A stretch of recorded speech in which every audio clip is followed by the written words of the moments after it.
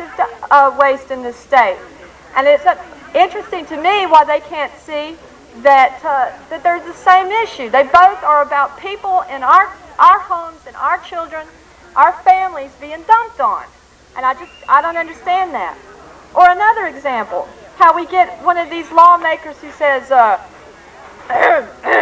well, you really shouldn't be coming and talking to me now. It's really that other county that's your enemy. If you just fight them, and then you won't have this here landfill or this here incinerator. They're the ones that are your real enemies. And I just begin to wonder, why do these politicians want to pit friends and neighbors against one another? Well, I think I know why. I think I figured it out. It's because they know what we can do when we're united. They know that it is just a very simple thing for us to go to the ballot box and vote them out of a job. They know how simple it would be when we're united to beat these dumps and to beat these incinerators again and again, and every time they try and shove it down our throats, we're going to beat it. And they're scared. They try to make us fight one another, I suppose, so that we won't remember, they think, that they're the ones that got us in this mess in the first place. It's their fault. It is their responsibility for voting us into these compacts, voting us into these agreements that set us up to be a dump for the whole country, for 8 states, or for 5 states. Of course, once they got us into this mess, they're quick to shield themselves from our power. They turn over all their decision-making powers to the Waste Management Authority or the Waste Management Commission, which are non-elected bodies, and they have the power to take our land and our tax money and use it to benefit a private, for-profit business as it builds dumps which turn around and ruin our land and our hopes for our children. But I'm not responsible, they say, and they can say it. It's the authority's decision, they try to tell us. Then the authority sets up the system, which our so-called representatives approve, where they can make decisions, and there isn't a darn thing that our local government, that our county commissioners can do about it. If they want to put a landfill, or if they want to put an incinerator in this county, they say they can do it. But I got news for them. There's plenty that we can do. In other states, Massachusetts and Maine, for example, before they want to site a dump or an incinerator, they have to go to that county and they have to have the voters say, yeah, we want it, or no, we don't want it. And that's the kind of power we need here. We need to have the power to say, hell no, we don't want this. We don't want this dump. It's called local veto power. It's the power to say no. They say that we can't have that in North Carolina. It's just politically not possible. Well, miracles happen in election years, and that's what we got facing us right now. We've got elections coming up this fall. Anyone who thinks that we can't have a state law giving us the right to control our own lives and protect our communities is in the wrong line of work. And we can tell them so with our vote. We are trying to have some registrars here this afternoon if we can get some folks registered to vote, if anyone isn't. And this fall, we're all going to have a chance to say, we will have the power to say no. We will have a local veto. We will have a chance to vote for the candidate who vows to give us back the power that was rightfully ours to begin with. The Rural Advancement Fund is going to see to it that we have that power, and every voter here will see to it that we have that power. It's good to see us united. Keep up the fight.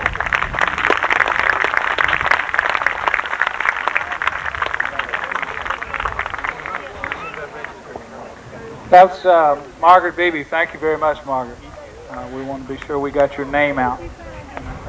Does anybody know if Channel 5 got out? I'm worried about Channel 5. Did Channel 5 make it out all right?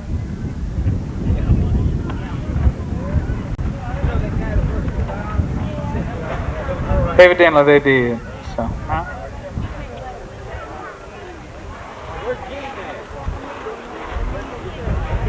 a little dousing of the technology up here. Want to remind you all, we've got plenty of this delicious Sammy Parrott chicken up here. And we got takeout plates, and if you'd love to take some home, I intend to take some home with me for supper tonight. It's delicious. We got plenty of it. So y'all please come on up and enjoy it. Also want to point out that we have Danny Arnold out here, who's the hazardous waste opposition fleet, scooting back and forth over here. He's our power squadron, and it's good to see somebody out on the water.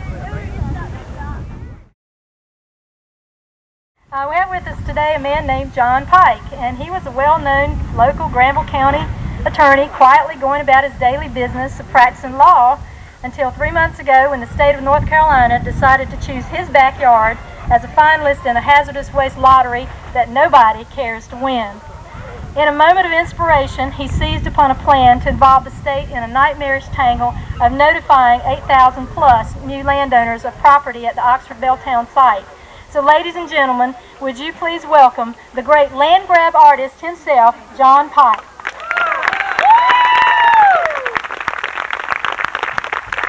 Thank you.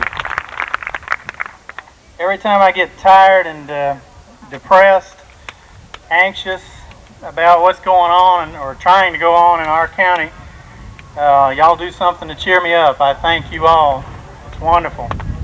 I've got another idea for a land grab if y'all care to listen. I got a piece of land in Raleigh I'd like to sell. It's called the Governor's Mansion. As a matter of fact, I think we already own it, but it's time for us to reclaim it. Somewhere down the line, we got to put that fool out of his misery. If I may, I'd like to give y'all a time sequence. Some of y'all may have seen the editorial that appeared on Channel 5 a couple of nights ago, Giles Lambertson, who said that we were acting in bad faith. Well, tomorrow at noon, I get to tell him who really is acting in bad faith, and I get my shot at Governor Martin. It's only 1 minute and 16 seconds, but I'm going to try to make it count, so if you want to watch, it'll be on about 6:30 tomorrow night.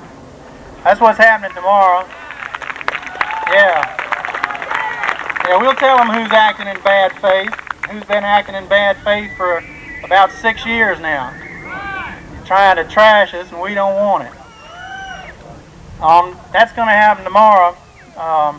On Wednesday, I'm sure y'all would like to know, on Wednesday, the consulting firm of Woodard & Clyde, who was hired by the county to survey the site here in Granville County, is going to respond to PEI, who was hired by the state of North Carolina. You're going to respond to their analysis of the work that was done that showed that this site was not in any way acceptable as a site. Of course, PEI, I mean, if anybody out there is surprised that PEI said, we think it might be suitable if we can just get on land, raise your hand now. We knew what they were going to say. We knew they were going to say it was a wonderful site because they're the damn fools that picked it in the first place.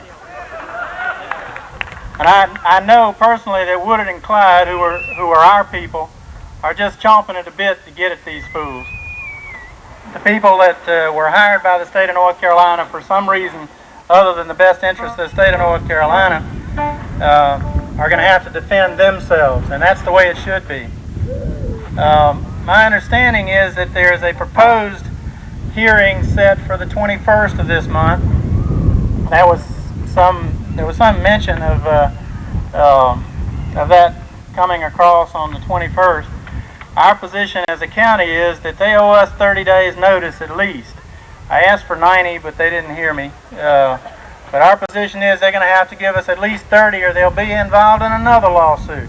Yeah. And they can call them frivolous lawsuits all they want. They're our rights and it's our land and we're going to protect it any way we can. Sometime around Labor Day of this year, whether or not the state of North Carolina picks a site, and I hope it's before Labor Day, but I'm using that as a scenario.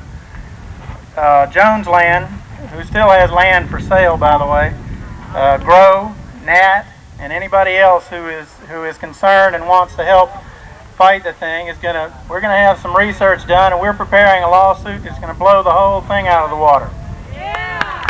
That's a hope, folks. That's a hope.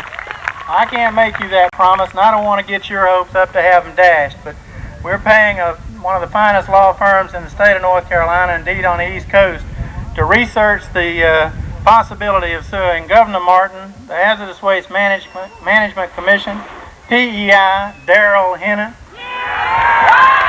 and his retarded brother Milton. We're going to get them one way or the other. We need your support. We need for you to buy t-shirts. We need for you to buy land. We need for you to support GROW in whatever way, shape, or form you can.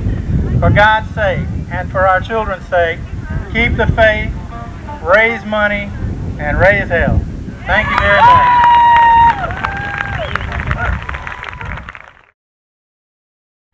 John Pike asked me to let you all know about a very important event that's going to be taking place on television. On the Oxford Cable Channel 7 and the UHF Channel 34, for those of you that don't have cable, they are going to broadcast a program with Dr. Paul Conant. He's a fellow that got up and pretty well gave it to the Hazardous Waste Commission the other day, Monday. And his show is basically, what's wrong with this technology, why it's bad, what the possible alternatives are, and he's got some pretty graphic depictions of what the consequences are if you have this kind of technology employed that the Hazardous Waste Commission wants to use. So they're going to run this the first time on Thursday night at 8 p.m. and that's on Oxford Cable Channel 7. And again on the following day on Friday at 12 noon. And we probably will have that same thing happen again the following week. And what it looks like is that the Oxford Cable Channel 7 is going to allow us to have that time slot on Thursday night at 8 and on Friday at 12 on a recurring basis. So you can tune in there and get the latest and greatest information about what's taking place, and also get some very informative information from Dr. Conant. Fella's he's a PhD from St. Lawrence University. Man has a bunch of credentials and he has a lot of credibility and he knows what he's talking about. It's very obvious.